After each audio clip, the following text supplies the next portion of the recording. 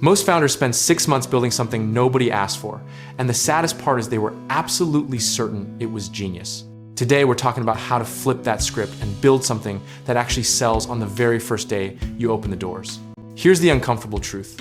A minimum viable product is not a half-baked version of your dream product. It's a ruthlessly focused answer to one specific, painful problem someone will pay to make disappear. Think of it less like a prototype and more like a single, sharp arrow aimed directly at the bullseye of someone's frustration. The reason most MVPs fail isn't bad execution. It's that the founders skip the most boring and most important step, actually talking to real humans before writing a single line of code or spending $1. You need to have at least 10 to 20 raw, unscripted conversations with people in your target market before you've decided what you're building.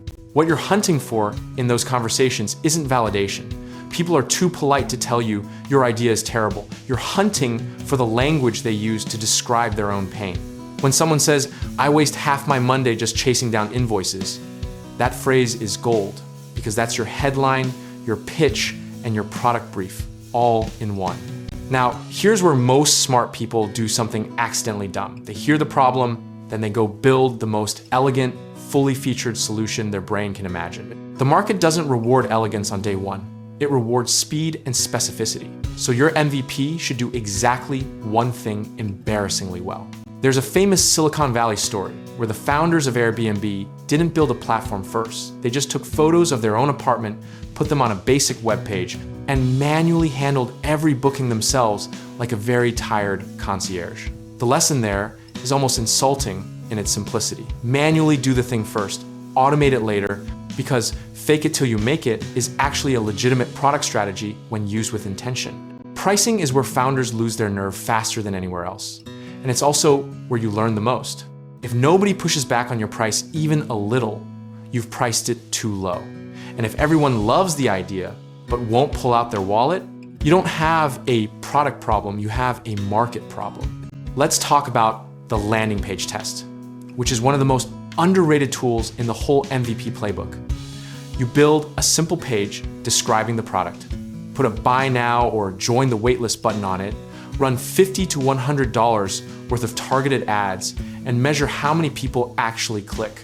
If the click-through rate on that buy button is below 2%, your messaging isn't resonating, and you need to rewrite the page before you build another feature.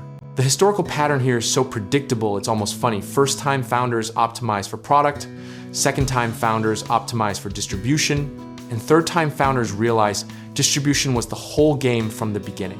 Your MVP needs a go-to-market strategy baked in from day one, not bolted on as an afterthought after you've already built everything. One of the biggest misconceptions is that launching fast means launching sloppy or untrustworthy. That's just not true.